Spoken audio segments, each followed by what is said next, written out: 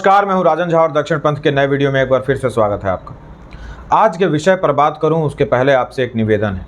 हर video के नीचे मुझे कमेंट मिलते हैं कि आपका वीडियो जैसा परफॉर्म करना चाहिए वैसा नहीं करता, और यह सच भी है। कुछ लोग सलाह भी देते हैं और मैं लगभग सभी की सलाह मानता हूँ, फिर भी वीडियो उठ नहीं पा रहा। मुझे अधिक टेक्निकल जानकारी भी नहीं है, तो हो सकता है कहीं कमी रह रही हो, पर यदि वीडियो आप तक पहुँच रहा है तो इसे शेयर कीजिए और अधिक से अधिक लोगों तक पहुँचा कर मेरी सहायता कीजिए। अब आज के विषय पर लौटते हैं और चर्चा आरंभ करते हैं। वीडियो दो हिस्से में होगा। पहले हिस्से में हम विस्तार से वह पूरा मामला समझेंगे कि क्यों अरुंधति रॉय पर यह केस चलाया जा रहा है, और दूसरे हिस्से में रवीश जैसे वामपंथियों और फिर कांग्रेसी नेताओं के रुख पर चर्चा करेंगे। जो कांग्रेस आज अरुंधति रॉय पर कसते कानूनी शिकंजे का विरोध कर रही है, सच पूछिए तो यह केस उन्हीं को करना था, क्योंकि अरुंधति रॉय ने जब देशद्रोह किया था, वैसे तो वो अमूमन ऐसी बातें करती रहती हैं जिसको अगर आप देखें तो वो सब देशद्रोह में ही गिना जाएगा, पर जिस घटना पर एफआईआर हुआ उस समय जब यह घटित हो रहा था वो कांग्रेस की सरकार थी। इस पर आएंगे, पहले आप यह वीडियो देखिए। I was leaving, a journalist, a TV journalist, stuck a mic in my face and very aggressively said, "Madam, is Kashmir an integral part of India or not? Is Kashmir an integral part of India or not?" About 5 times. So I said, "Look, Kashmir has never been an integral part of India.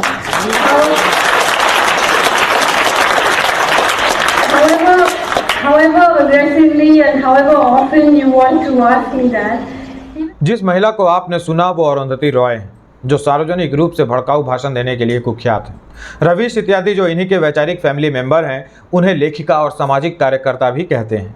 Arundhati Roy के खिलाफ UAPA के तहत case चलेगा। बहुत संभव है वो गिरफ्तार भी कर ली जाए, फिर सजा भी हो।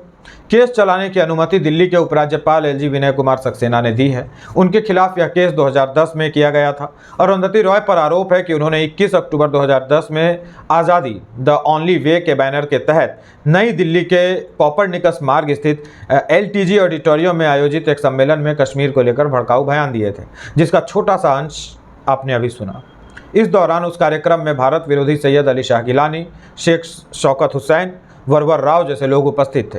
अरुंधति के अलावा कश्मीर के केंद्रीय विश्वविद्यालय में अंतर्राष्ट्रीय कानून के पूर्व प्रोफेसर डॉक्टर शेख शौकत हुसैन के खिलाफ भी मुकदमा चलाने की मंजूरी दी गई है। इस मामले में कश्मीर के एक सामाजिक कार्यकर्ता सुशील पंडित की शिकायत पर 28 अक्टूबर 2010 को प्राथमिकी दर्ज की गई थी।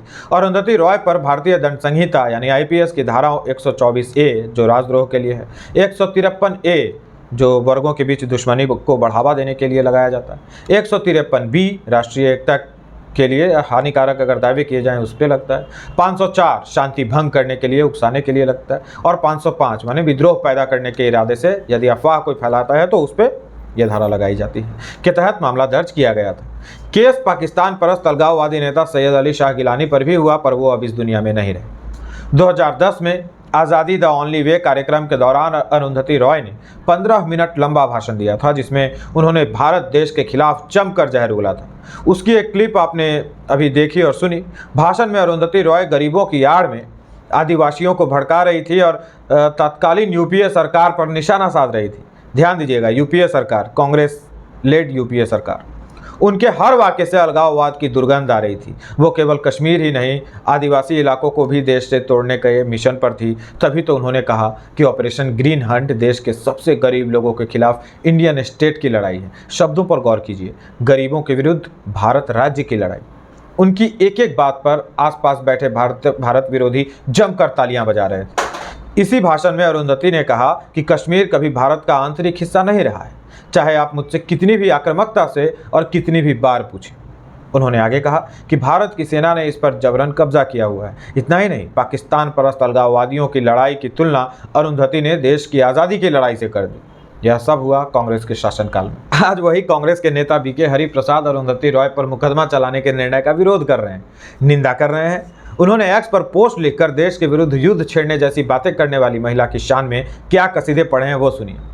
वह एक शानदार और अंतर्राष्ट्रीय स्तर की लेखिका और अग्रणी बुद्धिजीवी हैं। बुद्धिजीवियों की नई प्रजाति है अग्रणी बुद्धिजीवी। आगे लिखते हैं, फांसीवाद असहमति को कुचलने पर पनपता है और पता नहीं क्या क्या। सोचिए दोस्तों, जिस कांग्रेस को इस अरुंधति पर मुकदमा चलाकर उसे सजा दिलानी चाहिए थी, वही कांग्रेस आज उस अरुंधति के पक्ष में खड़ी है जो हमेशा उनके विरोध में खड़ी रही। परंतु कांग्रेस की राजनीतिक प्रतिद्वंदी भाजपा ने कभी भी अरुंधति का पक्ष नहीं लिया, क्योंकि वह देशद्रोह कर रही थी। और कांग्रेस का चरित्र देखिए, आज वो अरुंधति के पक्ष में इसलिए खड़े हो गए क्योंकि एनडीए सरकार के कार्यकाल के दौरान उसको देशद्रोह की सजा देने की तैयारी चल रही। कांग्रेस के अतिरिक्त टीएमसी की महुआ मोइत्रा और महबूबा मुफ्ती जैसे लोग भी खुलकर अरुंधति के पक्ष में आ गए हैं, लिख बोल रहे हैं। राजनेताओं के अलावा वामी इस्लामी गिरोह के एजेंडाधारी पत्रकार भी अरुंधति के समर्थन में हैं। उनमें अग्रणी रवीश कुमार, जो शायद विदेश में छुट्टियां मना रहे हैं, फिर भी छाती पीटने और झूठ बोलकर अपने समर्थकों को भरमाने भटकाने का यह अवसर हाथ से नहीं जाने दिए। वीडियो में रवीश अरुंधति रॉय के 2010 के उस आपत्तिजनक भाषण का उल्लेख तो करते हैं, लेकिन उनकी नज़र में देश तोड़ने की बात के लिए, देश विरोधी तत्वों को भड़काने के लिए, यह कहने के लिए कि कश्मीर पर सेना ने अवैध कब्जा किया हुआ है और कश्मीर कभी भारत देश का हिस्सा नहीं होता था, यूएपीए लगाना इसका दुरुपयोग करना है। अच्छा, तो यूएपीए कब लगाया जाना चाहिए था रवीश जी? जब उनके भाषण के बाद एक भीड़ देश के विरुद्ध युद्ध छेड़ देती, मार काट मचा देती। इसी वीडियो में आर्टिकल 370 पर सुप्रीम कोर्ट का नाम लेकर रवीश सीधे झूठ बोल गया। रवीश कहता है कि कोर्ट ने कभी नहीं कहा कि 370 जम्मू कश्मीर को किसी भी तरह की आंतरिक संप्रभुता नहीं दे रहा है, जबकि सुप्रीम कोर्ट के मुख्य न्यायाधीश DY चंद्रचूड़ ने कहा था कि भारत में विलय के बाद जम्मू कश्मीर के पास आंतरिक संप्रभुता का अधिकार नहीं है। रवीश ने यह नहीं बतलाया कि सुप्रीम कोर्ट के मुख्य न्यायाधीश जस्टिस DY चंद्रचूड़ की अध्यक्षता वाली 5 जजों की बेंच ने सर्वसम्मति से फैसला देते हुए जम्मू कश्मीर के विशेष दर्जे को खत्म करने का फैसला बरकरार रखा था। यदि 370 के प्रावधान इतने अच्छे होते तो कोर्ट 370 जारी कर देते। रवीश ने यह नहीं बतलाया कि कोर्ट ने कहा अनुच्छेद 370 युद्ध जैसी स्थिति में एक अंतरिम प्रावधान था। इसके टेक्स्ट को देखें तो भी पता चलता है कि यह अस्थायी प्रावधान था और यह अस्थायी प्रावधान दशकों तक ढोया जाता रहा, सिर्फ और सिर्फ अपीजमेंट पॉलिटिक्स के कारण। रवीश ने यह नहीं बतलाया कि फैसला पढ़ते वक्त जस्टिस चंद्रचूड़ ने कहा कि सुप्रीम कोर्ट संविधान के अनुच्छेद 370 को निरस्त करने के लिए आदेश जारी करने की राष्ट्रपति की शक्ति और लद्दाख को अलग केंद्र शासित प्रदेश बनाने के फैसले को वैध मानता है। आगे रवीश दिल्ली के राज्यपाल पर तंज कर रहा है कि दिल्ली में पानी और बिजली का संकट है और वो 14 साल पुराने मामले पर कार्रवाई का आदेश दे रहे हैं। इसकी इस धूर्तता पर आपको हंसी नहीं आएगी बल्कि क्रोध आएगा। सोचिए, यह आदमी दिल्ली के जल संकट और बिजली संकट के लिए आम आदमी पार्टी पर एक लाइन नहीं बोल रहा है। केजरीवाल हाथ में पकड़ लेकर लोगों का बिजली कनेक्शन जोड़ता फिरता था। यह आप ये मुफ्त पानी मुफ्त बिजली के नाम लेकर के चुनाव में एक तरफा जीत हासिल करते रहे। अब करने के समय आपियों को केंद्र की सरकार याद आ रही है और रवीश कुमार को एलजी याद आ रहे हैं और मामला 14 साल पुराना हो गया तो क्या उस पर फिर माफी दे दी जाए दोषी को? रवीश कह रहा है कि कश्मीर में 10 साल तक चुनाव नहीं और चुनाव ही हुए तब क्या हालत? आतंकवाद समाप्त हो चुका था। जब कश्मीर से हिंदुओं को मार काट कर भगाया गया, जब बेटियों की इज्जत लूटी गई थी, तब वहां राष्ट्रपति शासन लागू था क्या? जब पुलवामा जैसा हमला हुआ था तब क्या था राज्य में रवीश जी? है जवाब? नहीं होगा, क्योंकि ये एजेंडाधारी विपक्ष के गोद में बैठे गोदी लेमनचूस पत्रकार, सब विपक्ष का लेमनचूस चाप चाप कर पत्रकारिता करते। अब ये आगे वीडियो में कह रहा है कि किसी का दिल देशद्रोही कैसे हो सकता है, दिल से गुलाब का फूल खिलता है। हर किसी के दिल से गुलाब का फूल नहीं खिलता रवीश जी। कुछ लोगों के दिलों में नफरती और जहरीले कांटे खिला करते हैं और वो लोग उन जहरीले कांटों को देश पर बिछाकर देश के लोगों को हानि पहुंचाना चाहते हैं। महर्षि चाणक्य ने कहा था कि ऐसे कटीले पेड़ों को समूल नाश कर देना चाहिए। रवीश कुमार अरुंधति रॉय की अलग अलग तरह की तस्वीरें लगाकर उसके किताबों की पब्लिसिटी भी कर रहा है, मानो केस लड़ने के लिए फंड इकट्ठा करने में मदद कर रहा। दिल, गुलाब, रवीश और अरुंधति रॉय। रवीश पूरे वीडियो में अरुंधति रॉय को लेखिका कहकर यह साबित करने की कोशिश करता रहता है कि ये जो केस है ये एक लेखिका के विरुद्ध किया गया है, जबकि सच्चाई यह है कि केस उस एक्टिविस्ट के खिलाफ किया गया है जो आदिवासियों को देश के विरुद्ध भड़काने की कोशिश करती है, जो कश्मीरियों को देश के विरुद्ध भड़काने की कोशिश करती है, जो देश में गृह युद्ध करवा देना चाहती है और केवल चाहती नहीं है, लोगों के बीच पहुँचती है, भाषण देती है, भड़काती है। वो पहले की बात थी रवीश, जब तुम इन अर्बन नक्सल्स को अपने बातों के जाल से ढकने के प्रयास करते रहते थे।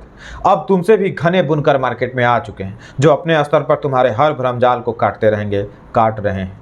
अरुंधति रॉय जैसे लेखकों को पढ़कर बच्चे अच्छा इंसान नहीं बनेंगे, टाइम बम बन जाएंगे, अनगाइडेड मिसाइल बन जाएंगे।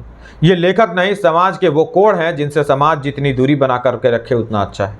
अरुंधति रॉय जैसे लोग लेखक की आड़ में वो लोग हैं जिनसे देश की संप्रभुता को खतरा बना रहता है। अरुंधति रॉय की देश से लेकर विदेशी मीडिया तक के सभी आर्टिकल निकालिए और मुझे एक लाइन दिखला दीजिए जिसमें देश की तारीफ लिखी हो। तो क्या इसका अर्थ यह है कि आज तक देश में कुछ भी अच्छा नहीं हुआ? मैं किसी पॉलिटिकल पार्टी की बात नहीं कर रहा कि पॉलिटिकल पार्टी की तारीफ में कुछ लिखा हो। मैं उनके सभी लेखों में से देश की तारीफ में लिखे एक लेख दिखलाने की बात कर रहा हूँ। उसके हर लेख में आपको नकारात्मकता मिलेगी। वह पहले भी थी, क्योंकि ये लोग ऐसे लोग हैं जो भारत को टुकड़ों में विभाजित देखना चाहते हैं। इनके लिए कांग्रेस बीजेपी सब एक जैसे हैं। इसलिए इसको जब जब प्लेटफॉर्म मिला, इसने देश के भारतीयों को गाली दी। यह विश्व की अकेली लेखिका होगी जो देश को गाली भी देती रहती है और फिर उसी देश को अपने लिए खतरनाक भी बतलाती रहती है। स्क्रीनशॉट्स देखते रहिए और सोचिए यह कितनी खतरनाक बीमारी है जो देश को कितना कमज़ोर कर सकती है। सोचिए ऐसे लोगों पर आज तक किसी तरह की कार्रवाई क्यों नहीं हुई। ऐसे लोगों के विरुद्ध कार्रवाई ना हो तो किसके विरुद्ध? सोचिए। और हमारा काम पसंद आ रहा हो तो वीडियो शेयर कीजिए, चैनल सब्सक्राइब कर लीजिए। जुड़ने के लिए आभार।